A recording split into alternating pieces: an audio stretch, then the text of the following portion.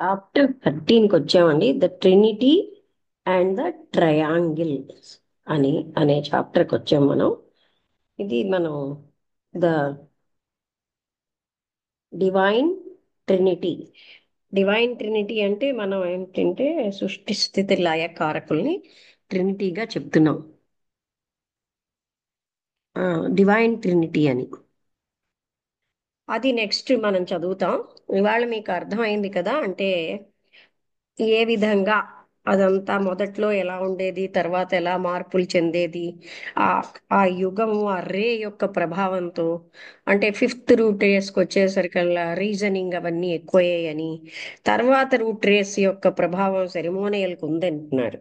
అయితే ఈ సెరిమోనియల్స్కి మొదట వాళ్ళందరూ కొన్నాళ్ల పాటు నెగ్లెక్ట్ చేసేసారు చర్చిని కూడా. అంటే ఇక్కడ అంతా కూడా రాస్తున్నది లెడ్బీటర్ గనక బిషప్ ఇతను. ఆ అంటే ఇలా ప్రార్థనలు అన్ని చోట్ల జరుగుతుంది అది. అంటే అదే టైప్ ఆఫ్ థాట్ ప్రపంచం అంతా ఉంటుంది. మనం అనుకుంటున్నాం కదా ఇక్కడే అని కాదు. అది ఏంటంటే అలాగ మన యొక్క రూట్ రేస్ ఇవల్యూషన్ బట్టి మానవుల ఆలోచన విధానాలన్నీ అలాగ వెళ్తాయి. అన్ని ఇండియాలో కూడా అలా ఎఫెక్ట్ ఇస్తుంది అనమాట, అన్ని చోట్ల. అంటే అప్పుడు మనం కూడా ఇప్పుడు చూడండి, ఇవన్నీ అవసరమా అనుకుంటూ వాటిని ఆ విధంగా తర్వాత కొంచెం నాళ్ళకి వాళ్ళకి కొంచెంగా మొదలవుతుంది వీటి అవసరం ఉన్నది అని చర్చిని డెకరేట్ చేయడం, ఇవన్నీ మొదలెట్టారు అంటున్నారు. అంటే ఒక ఆలోచన ప్రభావం మానవాళి అంతటి మీద ఉంటుంది. ఆ విషయం మనం జ్ఞాపకం పెట్టుకోవాలి. అంటే అదే రకమైనటువంటి జ్ఞానం అంతటి మీద డిసెండ్ అవుతుంది, అందుకని వాళ్ళ ఆలోచనలు అలా ఇన్ఫ్లుయెన్స్ అవుతూ ఉంటాయి. ఏమైనా అడుగుతారా? ఎవరైనా ఏమైనా చెప్పగలరా? లేకపోతే డౌట్స్ ఏమైనా అంటే, ఇప్పుడు జ్ఞానం అన్నది మానవాళి అంతటి మీద ఒకే రకంగా డిసైడ్ అవుతూ ఉంటుంది. అది రిసీవర్స్ ఉంటారు కదా, వాళ్ళు ఎలాగైనా గ్రహించగలుగుతూ ఉంటారనమాట. అందుకని ఆ ఇవల్యూషన్ వస్తున్న కొద్దీ ఆ మన యొక్క ప్రజాతి మూల ప్రజాతి ఇనిషియేషన్ ఆ ఇంప్రూవ్మెంట్ వస్తున్న కొద్దీ ఆలోచన తీరు కూడా మారుతూ ఉంటుందన్నమాట అన్ని చోట్ల.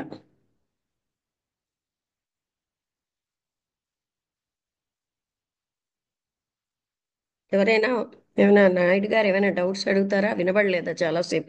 మీది కట్ అయిపోతుంది. సత్యనారాయణ గారు అర్థమవుతుందా? అంటే ఈ బుద్ధిస్టు ఇప్పుడు ఆల్కాట్ గారు బుద్ధిజంకి చాలా సేవలు చేశారండి. ఒక బుద్ధిస్ట్కి ఇంకో బుద్ధిస్ట్కి పడేది కాదు. బుద్ధా స్కూల్స్ లోనేమో ఆ క్రిస్టియన్ ప్రేయర్ అని ఉండేది. ఇవన్నీ చూసి ఆయన శిలను వెళ్ళినప్పుడు ఒక ఒకవైపు బాహ్యంగా సర్వీస్ చేశారు, ఒకవైపు ఎప్పుడు కూర్చుని రాశారు 20,000 పుస్తకాన్ని, పేజీలు ఉన్న పుస్తకాన్ని 1200గా ఎసెన్స్ అంతా రాశారు. అందువల్ల అందరికీ అవగాహన అయ్యేటట్టుగా అది బుద్ధిస్ట్ కెటకిజం. అది ఎన్ని భాషల్లోనో ప్రపంచం మొత్తంలో చాలా అంటే ఎన్ని 120 ఇంకా ఎక్కువనండి ఆ భాషల్లోకి అనువదించబడిందని, ఆ విధంగా ఎందరికో మార్గదర్శకం అయిందని. అది కూడా అందులో కొన్ని క్వశ్చన్స్ ఆన్సర్స్ ఇబ్బందిగా ఉన్నాయని నేను ఇంట్రడక్షన్ లో పిల్లలకు చిన్న తర్వాత పెద్దలు కూడా కొందరికి అర్థం కాని వాళ్ళ కోసం రాశారని.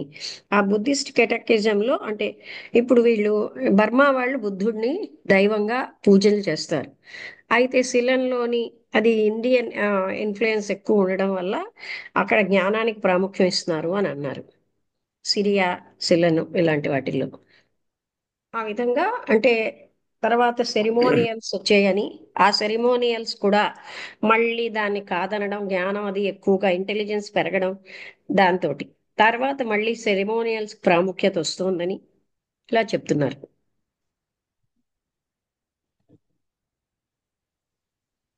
మీరు ఎవరికి క్రానలాజికల్ గా బాగానే చెప్పారు, వరుసగా స్టెప్ బై స్టెప్ ఉమ్. ప్రతిదీ అర్థమైంది. ఇంక అందులో డౌట్స్ అనేటువంటివి పెద్దగా ఏమీ లేవు. ఎందుకంటే ఆల్కాట్ గారు, యోగి లెడ్బేటర్ గారు ఎక్కువ సేవ చేశారు బుద్ధిజానికి. యోగి సింహం శిలోన్లో లెడ్బీటర్ దించి.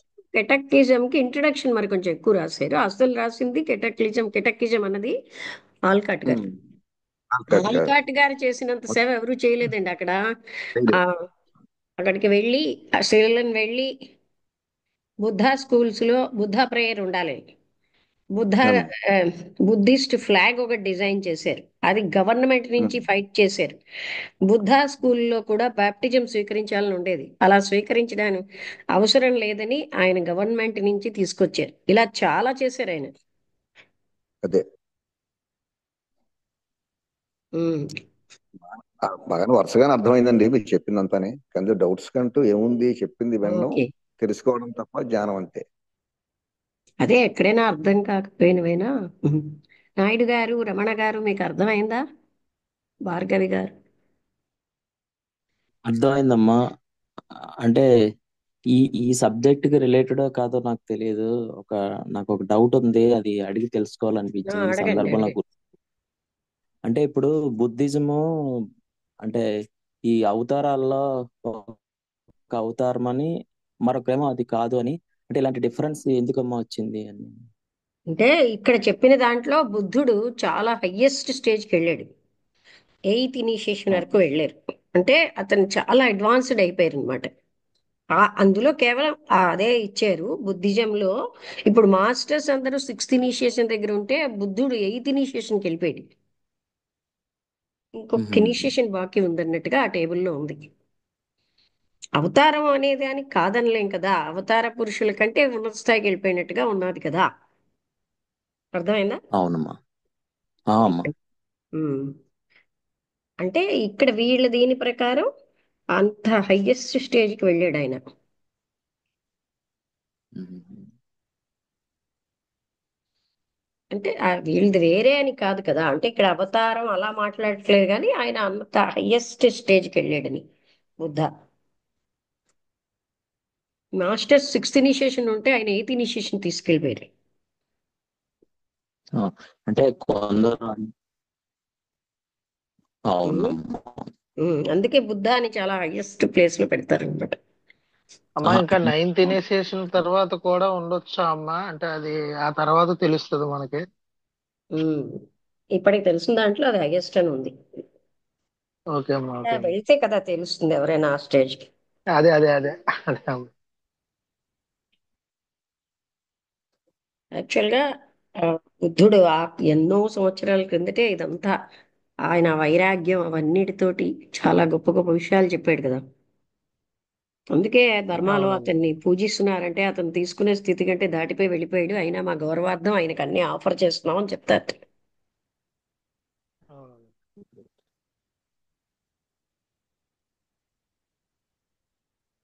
అంటే ఇవన్నీ చదువుతూ ఉంటే మన నాలెడ్జ్ కూడా మనకు తెలుస్తుంది అనమాట. అవునమ్మా, అవునమ్మా. అంటే మనకి హిందువుల్లో అదే ఉమ్, ముక్కోటి అదే 330 కోట్ల దేవతలు, అందరూ మిలియన్స్ అంటున్నారు కదా. ఉన్నారంటే వాళ్ళ ఆ దేవతల్లో ఏంజల్స్, చిరుదేవతలు, వనదేవతలు వీళ్ళందరూ కలిసి ఉన్నారన్నట్టుగా మాట్లాడుతున్నారు.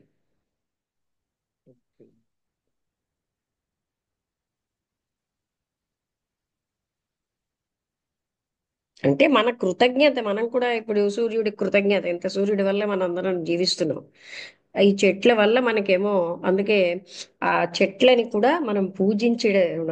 ఎందుకంటే వాటిలోంచి వచ్చిన ఔషధాల వల్ల మనకి ఎన్నో రోగాలు నయం అవుతున్నాయి గనక, చెట్టు జీవించున్నది గనక చెట్టు పర్మిషన్ తీసుకోమని ఆ చెట్టుని మనం పూజించడం నేర్చుకుంటున్నాం. అంటే అవి మనం మన యొక్క థ్యాంక్ఫుల్నెస్ చూపెట్టడానికి. అది మనకి థ్యాంక్ఫుల్నెస్ లేనివాడు లేకపోవడం అన్నది చాలా పెద్ద నేరం అంటారు మహాత్ములు. ఎక్కడ ఎవరి నుంచి ఏ చిన్న ఉపకారం పొందినా మనం థ్యాంక్ఫుల్ గా ఉండాలన్నమాట.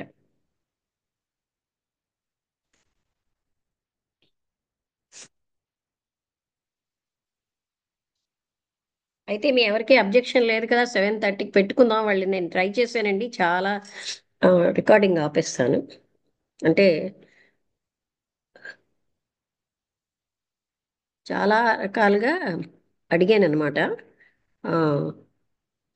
వాళ్ళకి ఎవరికి ఫోన్ చేసినా సొల్యూషన్ లేదని చెప్తూ మాకు చాలా సేపటి వరకు గాలి వస్తుందన్నమాట. ఆ గాలి దాంతో ఏంటంటే కొళాయి రావడమే లేటు.